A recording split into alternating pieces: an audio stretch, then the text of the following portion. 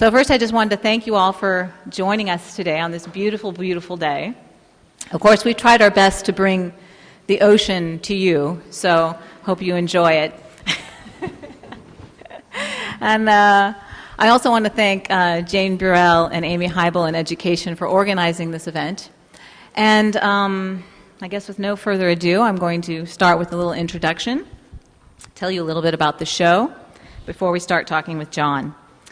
John Baldessari Pure Beauty was co-organized by LACMA and the Tate Modern, where it opened last fall to grand acclaim and great attendance. From London, the show traveled to MACBA, which is the Museum of Contemporary Art in Barcelona, and it will be here in Los Angeles until September 12th. So you have a few months to come back again and again and again. The final venue is the Metropolitan Museum of Art in New York. It's, yes, an impressive lineup of venues, to be sure, and certainly well-deserved for an artist that many, including myself, consider to be one of the most important artists working today. The exhibition is the most extensive retrospective of John's work to date, and the first U.S. retrospective in 20 years. The exhibition brings together more than 150 works that spans his highly prolific career from 1962 to the present. We are, of course, honored to present this historic exhibition of one of our city's most important artists, his commitment to living and working in Southern California, and his contributions to the city's cultural heritage as both an artist and teacher have helped make Los Angeles the center of contemporary art that it is today. So with that, I'd like to please ask you to please join me in welcoming John Baldessari.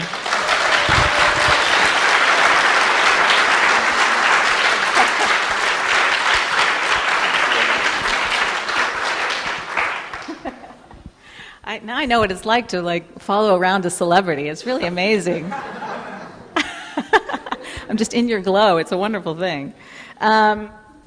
Now, I thought we could sort of take the more biblical approach and start by talking about the genesis of John Baldessari's work. But then I realized that we should really start talking about the sort of elephant in the room, which is directly above my head, because I'm sure there's a lot of questions people have about it.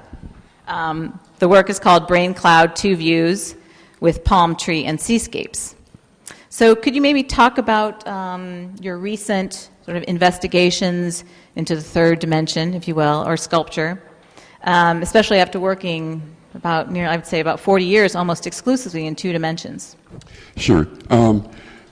I think sculpture was always a tough one for me. I think I tend to think flatly.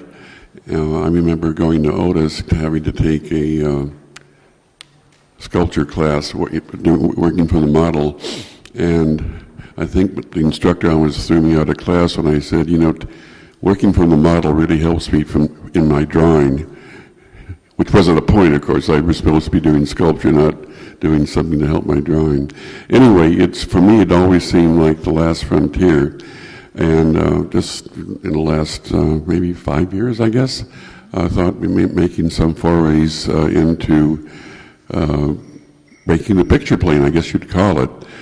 So I began to think about having a level above a picture plane and a level below, and did that for a while.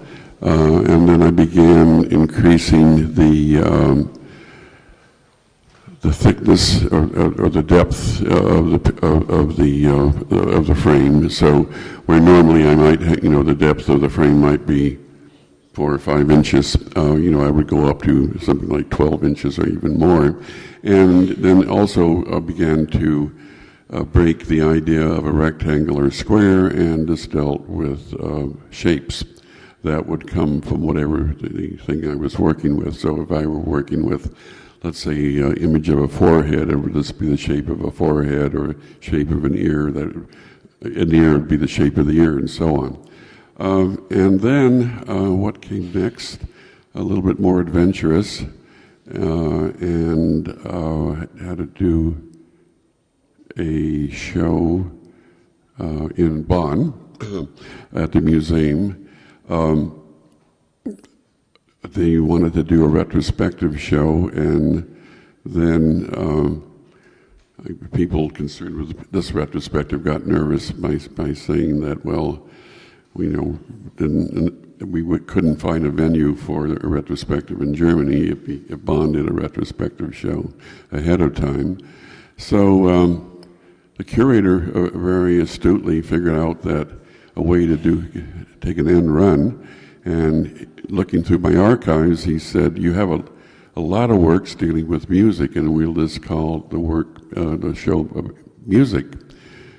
Worked perfectly, even though Sub Rosa, it was a retrospective show. And then Bonn being the birthplace of Beethoven, and I had gone to a few times visit the Beethoven house, and very taken with a showcase of various air trumpets that he had either purchased or in a few cases designed himself.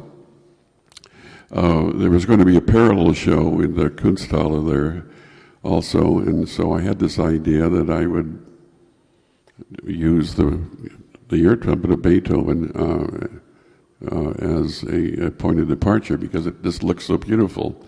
And then I was already working with ears as a shape, so one day I had, the light went on over my head. I'll just have the ear trumpet coming out of an ear. The final product was, I think, an ear about the same material as this one, all white, looking like a plaster cast, and about probably 6 foot tall or so.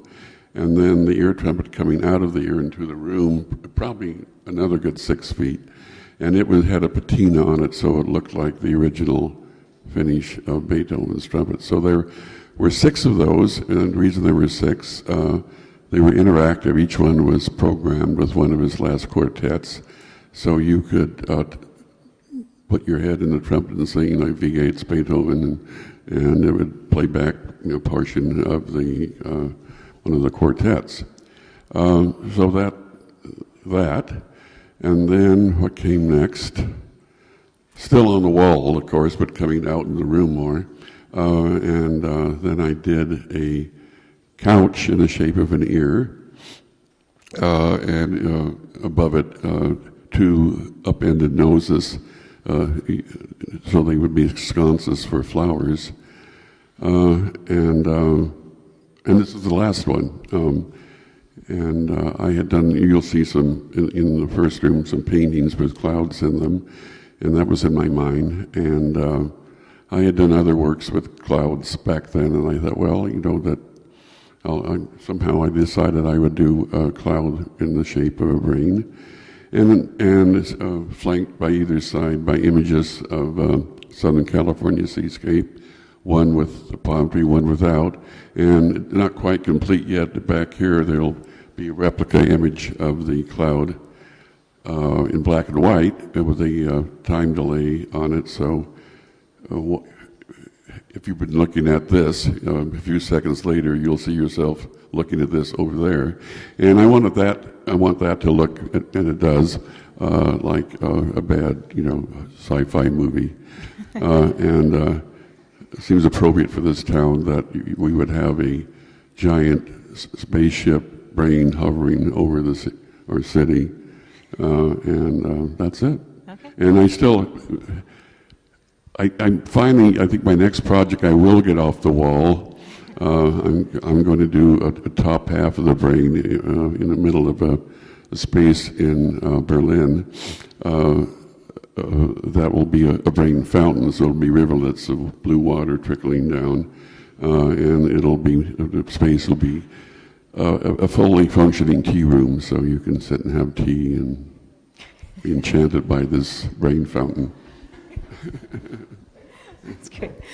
Okay, John, now you mentioned your early painting from 1962, Falling Cloud, which is on view here in the first gallery of the exhibition, as being one of the earlier cloud formations that you've dealt with, although in a very different medium. And I just thought, maybe to get back to the chronology, was wondering if you could talk a little bit about those early paintings, namely the ones from 1962 that we do have on view here, and tell us a little bit how how they were made? Because I think they're started with billboard images, is that right? Well, should I address the Texan photo ones too, or just? Let's start with the 1962. and then Earlier we'll- ones, yeah. I was a painter for a good 23 years, I think.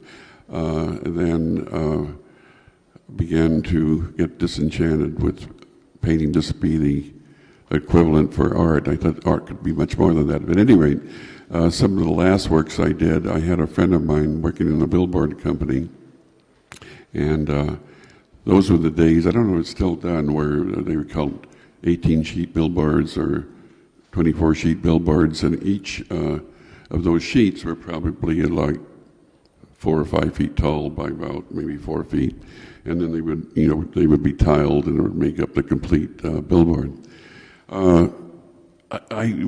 I had a minor in philosophy, and I was always could never figure out the difference between what a whole was and what a part was, and it still animates me. But anyway, I thought this was a way to deal with it. So all the residue from this company, the billboards they didn't use and put up, I would go there with my VW bus and bring them back to my studio and take them apart and image after image, and then now and then there'd be something that it'll really look good, like an ear or a nose, and I think that's where that started. Mm-hmm. Yeah, it's so interesting that, cropping becomes Yeah. such a big part of your work. But it was later on. cropping done for me. Yeah, it was found and it's all cropped image. arbitrary. It wasn't to make it look good. It's just Right. because equally divided up into a grid. Right. And with the tire piece, you just left that. That hasn't Yeah, been touched at all. exactly. Whereas the piece, the ear, as well as I think the bird image, those have just been painted over. Over, correct? yes. Right. Were you familiar with Rosenquist's work at the time? He was... Sure. Yeah. Absolutely. But it was a very different thing, obviously. Now, also since we're talking about noses and ears, those images, of course, reappear in a much more recent body of work, starting around 2006. And I was wondering if you could talk a little bit about the relationship between the 1962 works and those from 2006. Yeah, again, yes. I've had several retrospectives in Europe, and one of the largest was in Austria, in 2 museums, one in Vienna and one in Graz. And the curator, he was the first one to decide to have paintings in the show prior to the text and photo canvases. And looking at them again, I had done some, although they're not in the show, I'd done some pieces with ears and noses and foreheads, and I thought, I'm going to go back and try that again. So I just came at the same idea, that in having anatomical parts, but doing them as objects, rather than paintings. Right. And that's how that started. Yeah. All right.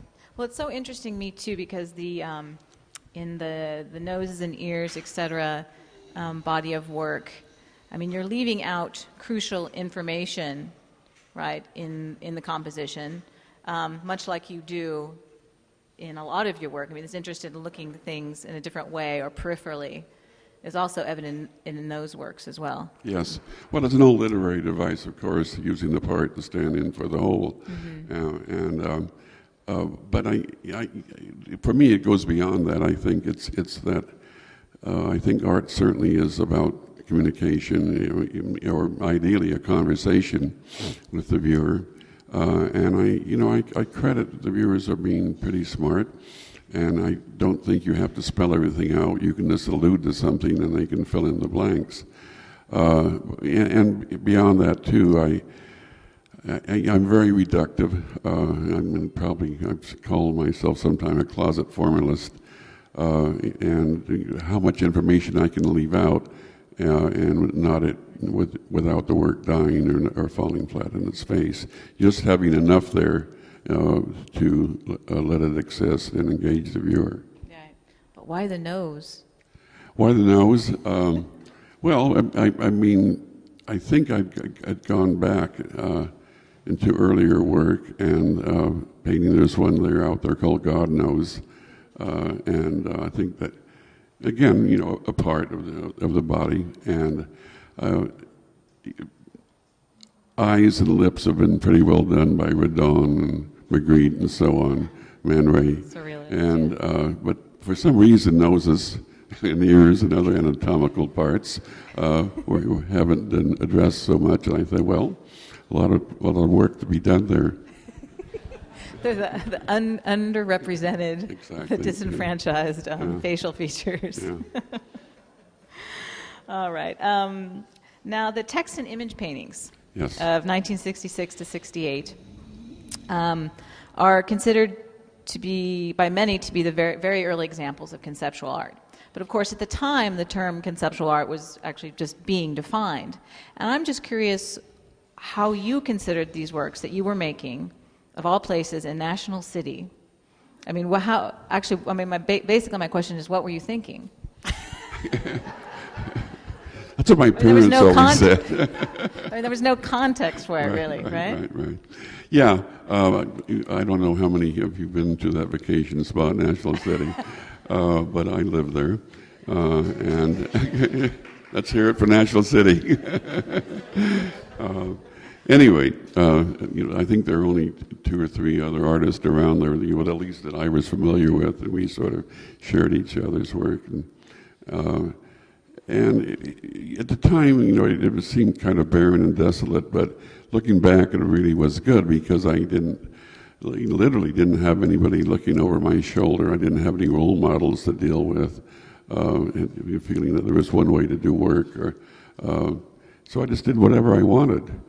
And then with that kind of freedom, and I guess my era was kind of 3rd or 4th generation abstract expressionism.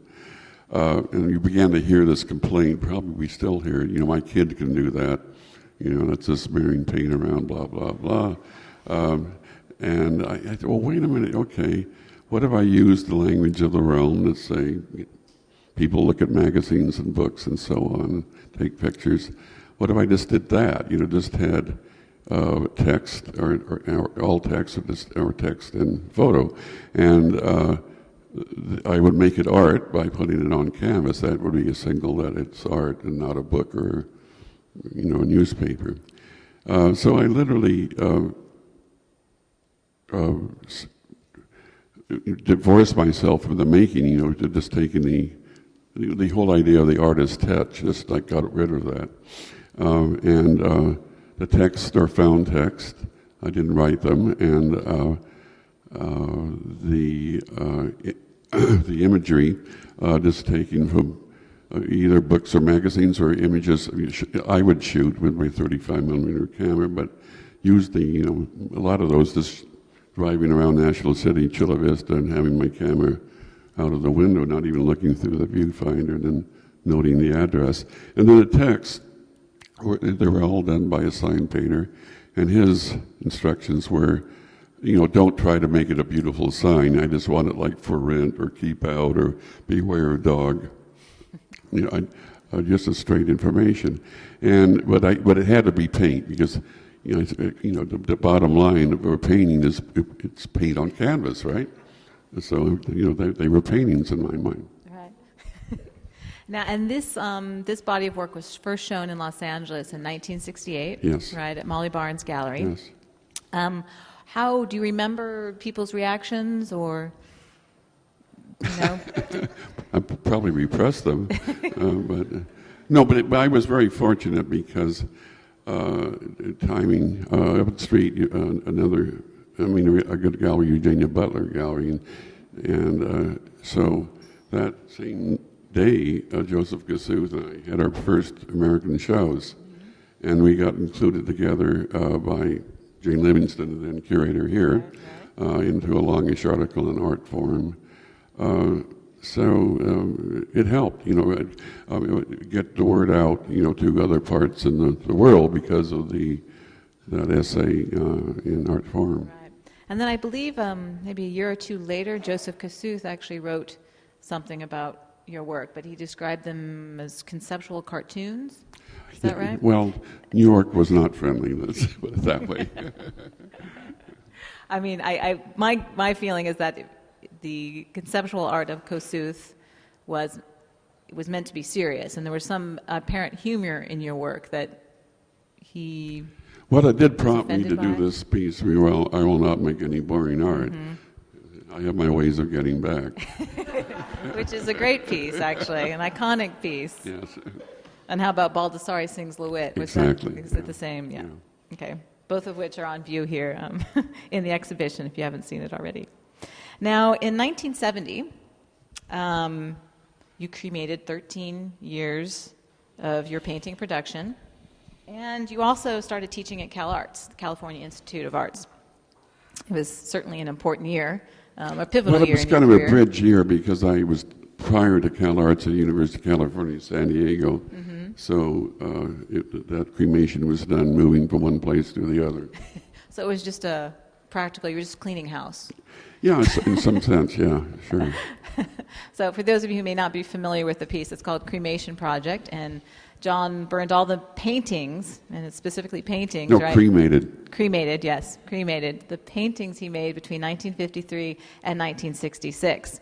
And this act was, I guess, recorded or documented through photographs, but also it has become an artwork, which is also on view on here, called the Cremation Project.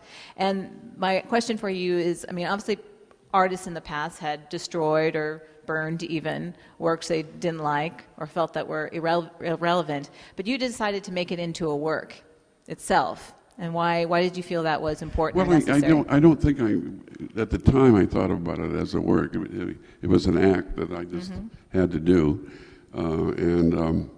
My studio at the time was a vacant movie theater.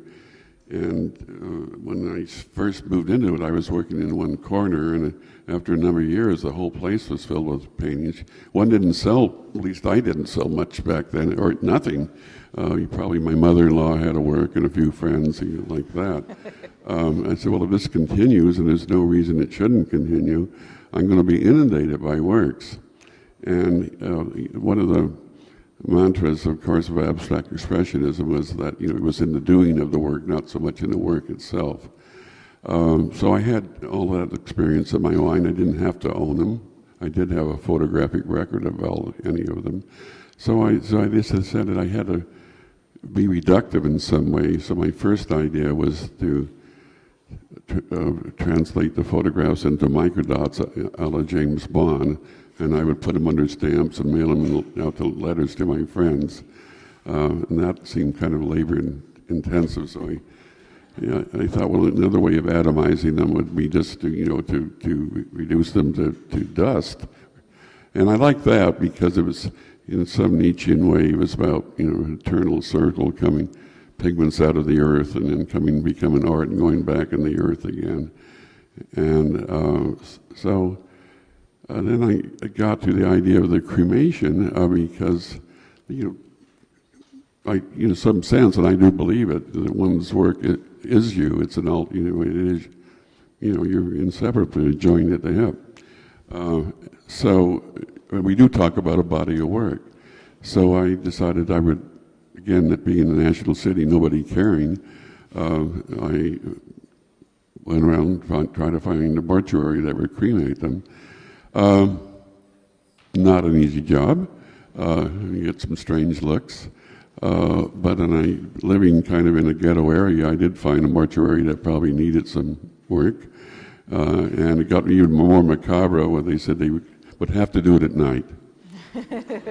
Fine with me. And even better, the guy that did the actual cremation had gone to art school. He kind of really got into it. And then that was it, and I had a plaque made, an urn for the ashes in the form of a book. I think it's all here somehow. And then there was one of the first shows of conceptual art was at the Jewish Museum called Software. And the curator had heard about this and said, can we use this? And then all of a sudden, I guess it got to the status of art. But I hadn't planned it as art, no. Okay, interesting. All right. Okay, let's talk a little bit about CalArts. CalArts has become one of the most prestigious art schools in the nation, if not the world, and you were, of course, one of its founding faculty members back in 1970. And I was hoping you could talk about, first of all, how you got to CalArts and what it was like in those early years. I have been teaching in city schools in San Diego area. Did everything: preschool, junior high, adult school, community college, and one of my last ones was teaching in community college. And about the same time, at the new campus there, UCSD, they decided to have an art department. And he brought in all New York people pretty much, and the chairperson, Paul Brock, I got to know him because I was teaching at UCLA Extension down in San Diego. And we sort of hit it off, and he liked bad jokes as well as I did, smoked cigars, and called me up out of the blue and said, "How would you like to come teach, Miss?"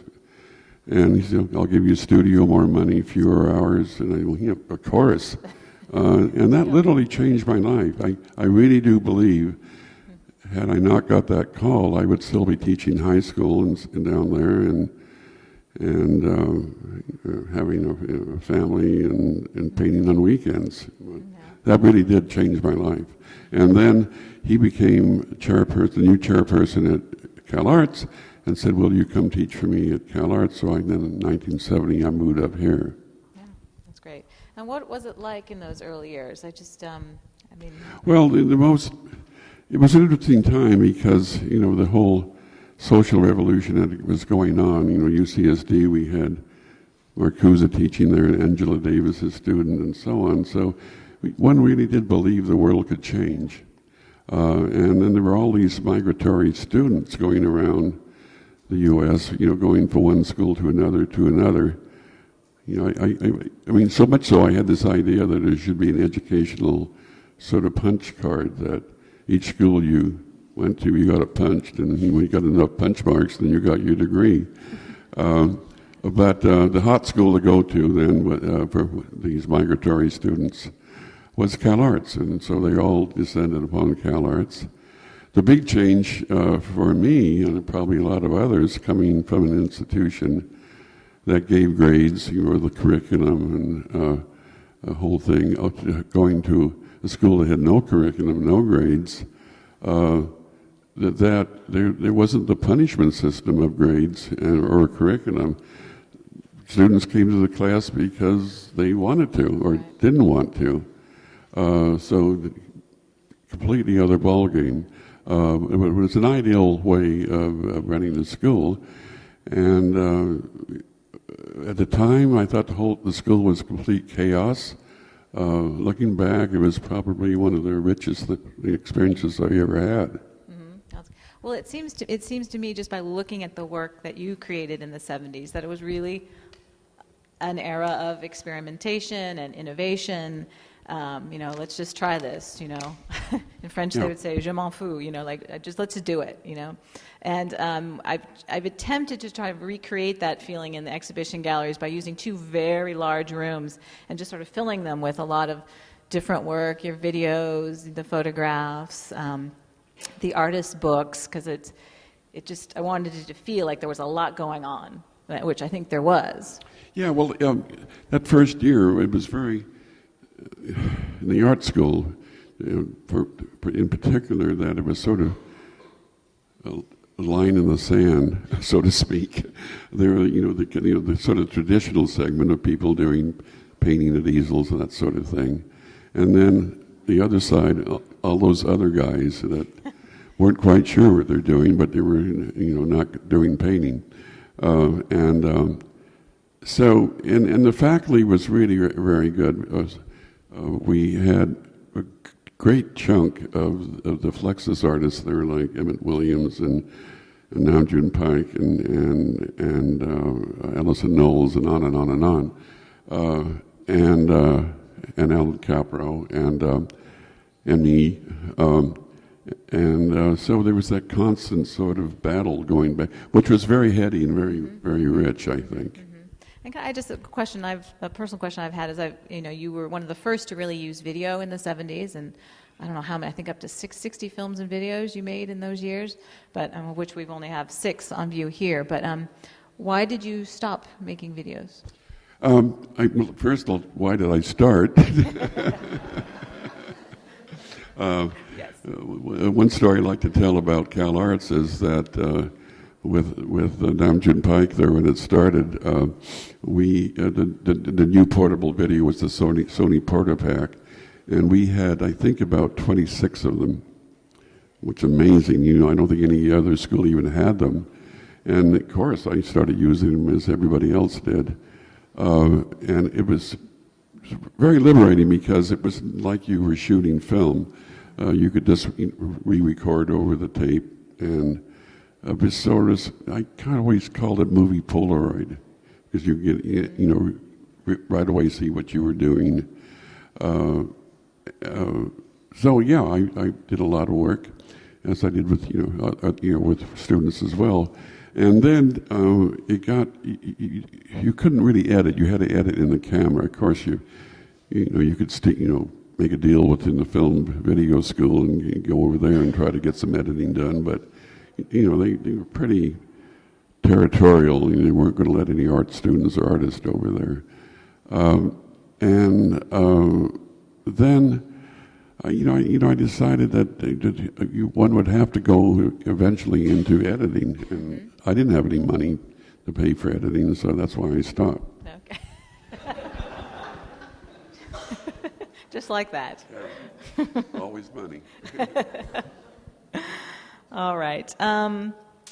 Now, starting in the the early to mid 1980s. There's a radical change in scale and complexity to your work, which I think is evident about halfway through this exhibition, right? When you get to the halfway point and then enter into this gallery, actually, which is right behind me, things get much larger. We have these very elaborate photo compositions. And I was hoping you could talk about how you got from the small formatted works to... Well, there again, you have to really back up a bit.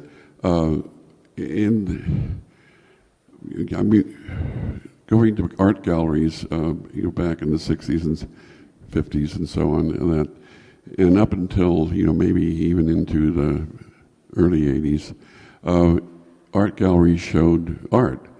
Photos were shown in photo galleries, and we still have some of that around. Even in LA, we have photo galleries. But one of the things that always bothered me, and that's why, I kind of do hybrid works that are neither fish nor fowl. I paint on photographs, so it's neither one or the other. And I would begin to notice in group shows like the Whitney Biennial and so on, any photography was ghettoized. It would always, be in the back room somehow. And I said, what's the difference? The black and white photograph is this silver deposit and on paper, and painting is just paint on canvas. What's the difference? Different materials. Why should there be two different disciplines? So I decided that one of the problems with photography was the size. You had these standard paper sizes. The largest being like 20 by 24, I think. So I found it used to be in LA, Olson Photo that did commercial photography for billboards in the movie industry, and I went to them and said, I want to do some big photography, and they didn't work with artists at the time, and we started, and now I think maybe at least over half of their business is artists, but you had to, level the playing field. That would meant making photographs the same size as paintings. Mm-hmm. Okay. Now, I think I'd also want to talk a little bit about the reception of your work and the criticism, especially in the early 80s when I think that particular body of work sort of propelled your reputation to a sort of whole new another level. And for many critics, your use of imagery from the film still imagery and from the mass media really heralded what would become called appropriation art. And art that was, of course, characterized by artists like Richard Prince and Barbara Kruger and Cindy Sherman, the whole pictures generation, I guess they're referred to as now. How do you feel about this sort of being associated with this notion of appropriation art? Well, I mean, everybody has to have a name, I guess. Back then, for me, it was just trying to escape my own aesthetic and using found imagery, and very much interested in getting away from the single image show. That would mean colliding images, which I tend to do a lot, and then the pictures generation. So many of them were my students, and then it became the whole school. You mentioned the colliding of images, which for me as an art historian is something that's started with Ernst, really, and the surrealist notion of collage. And I'm just wondering, do you feel any connection to that tradition? Oh, absolutely, sure. It's not, but Max Ernst, of course, and Picasso and Braque and Schwitters and on and on and on. Mm-hmm. Russian constructivist Hartfield. Mm-hmm. Yeah. Now, going back to the titling of your work or the categorization of your work, you've been described as the father of conceptual art, the father of appropriation art, the father of postmodernism. I slept around a lot. I was going to say, you took my line.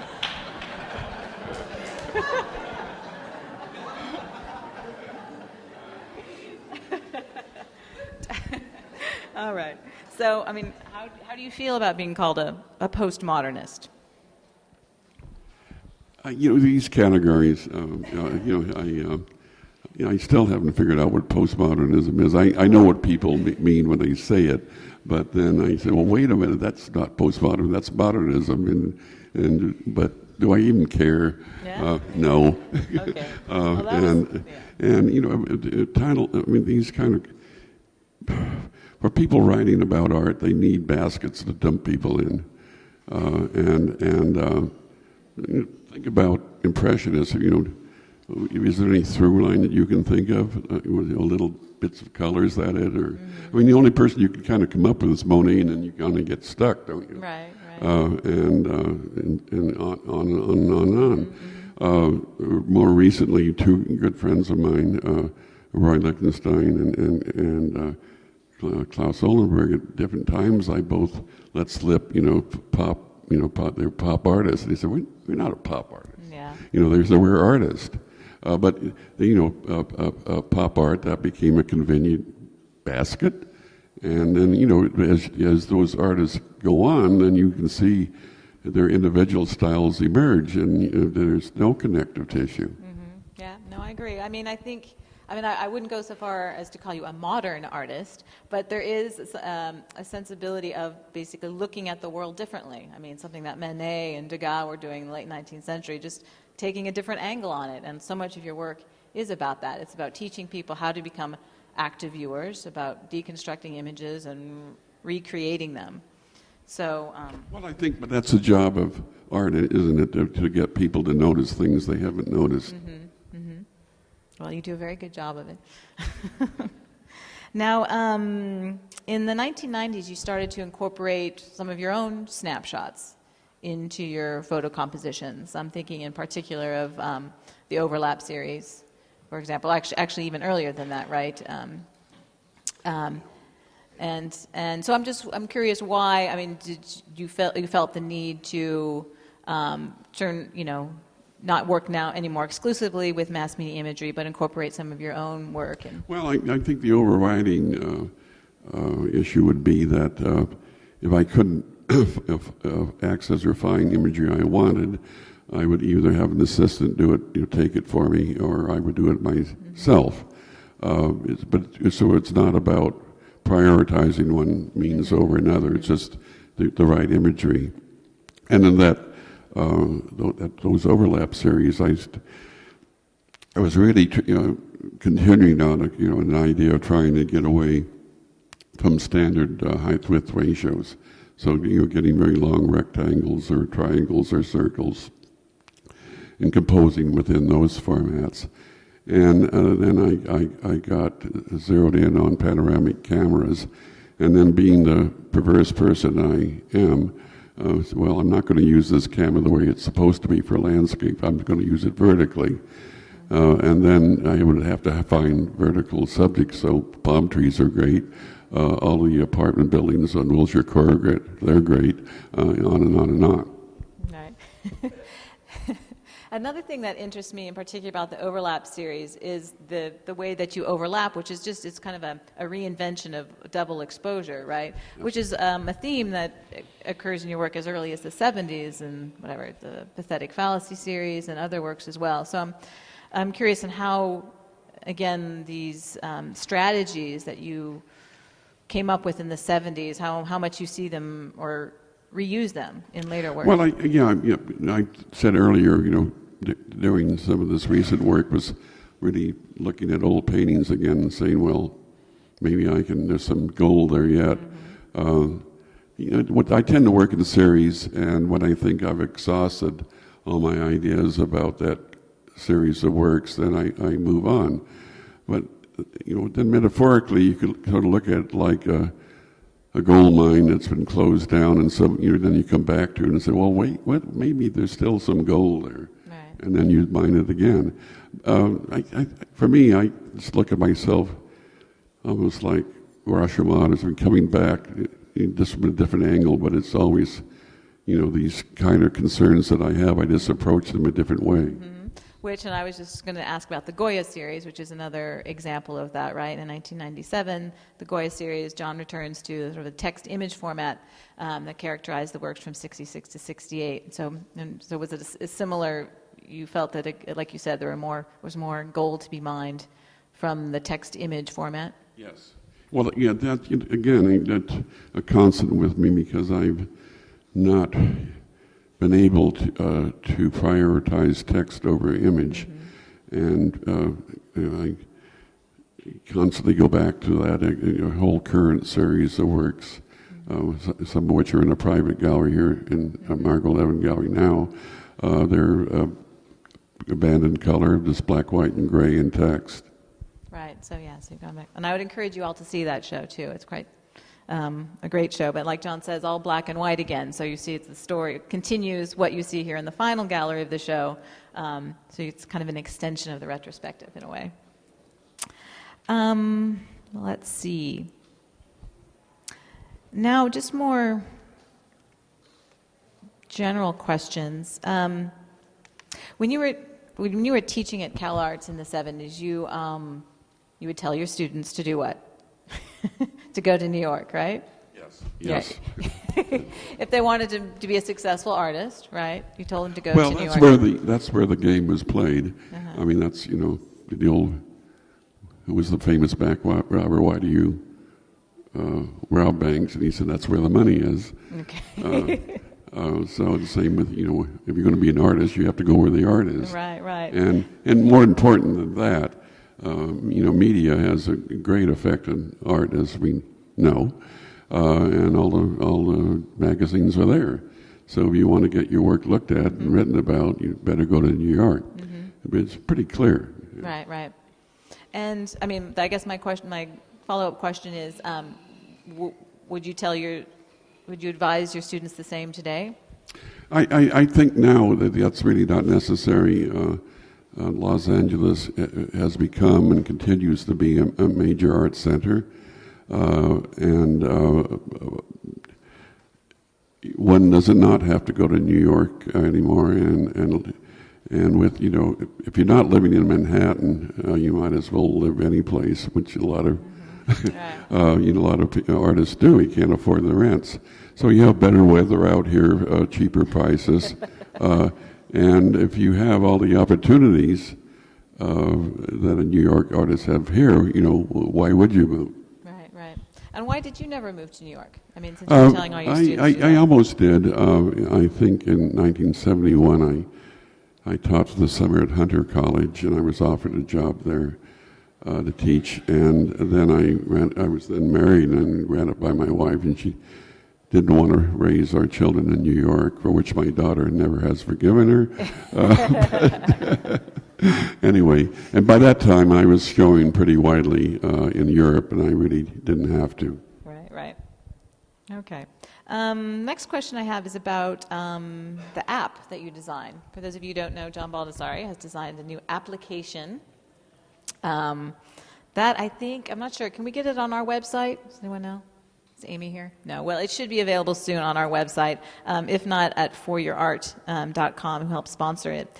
And this is a topic that came up at our press review, but people are always interested in your work and your interest in new technology, of which, of course, an application is a perfect example. So maybe you could talk a little bit about your sort of ongoing or lifelong interest, really, in using new technologies.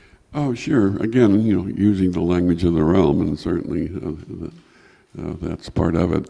I was approached here some years back by Mocha to do a work for their website, and what I did was what you see when the work is on is this two empty shelves, and then on the bottom shelf you then have a parade of objects pass by in the shelf, which I just got from a thrift store, and then you can capture any of those objects and you put them up on the top shelf, and then make your own arrangement. So that was the first sort of iteration of that idea, and then at LACMA, there was a show here where I continued on and took a 17th century still life from their collection, had it in the space, which is in the old May Company space, and then alongside of it, a frame the same size, but in that frame was a projected image of that painting, and then one can sit at the computer and then rearrange all the elements in the still life, make your own still life, and then print it out. And then for this recent iteration, and I wish I had thought of it, but I got to give credit. Somebody else thought of making it in an app, and I said, terrific, let's do it. And then the technology is certainly a lot better. So now you can do that same thing on your iPhone or iPad or computer, whatever. Yeah, no, it's great. I've seen there's a place where you can actually go and people have posted the compositions that they have recreated using the application. It's amazing what people can come up with. You can send it to your friends. Yeah, exactly. Sure. Yeah, exactly. And to me, it's a perfect example of what you've been doing throughout your career of getting people, like I said, to participate. I always been, can't stand, dogma in art, it has to be done this way. And I sort of way back in beginning drawing classes, having to draw a still life of objects arranged by the instructor, and that was that. I mean, you could take a seat, a different place, a different viewpoint of it, but it was pretty much that. And it was, the standard still life things you would see in a Picasso or Rock still life, the wine bottle, the guitar, the fruit, give me a life. Yeah. And I always wanted to rearrange things or just, make up some stupid still life. And it's just, it's that, rebelling against the art rule conventions. Right. Well, I think that's why your work has become so, in a way, increasingly relevant, just with the amount of images that we're fed, I guess, through the internet and the television and everything on a day-to-day basis. I mean, it's only increased in the last, 10 years. So it's really, your work makes people understand that they don't have to just accept it as it is, that it can be A really important lesson. Yeah, exactly. exactly.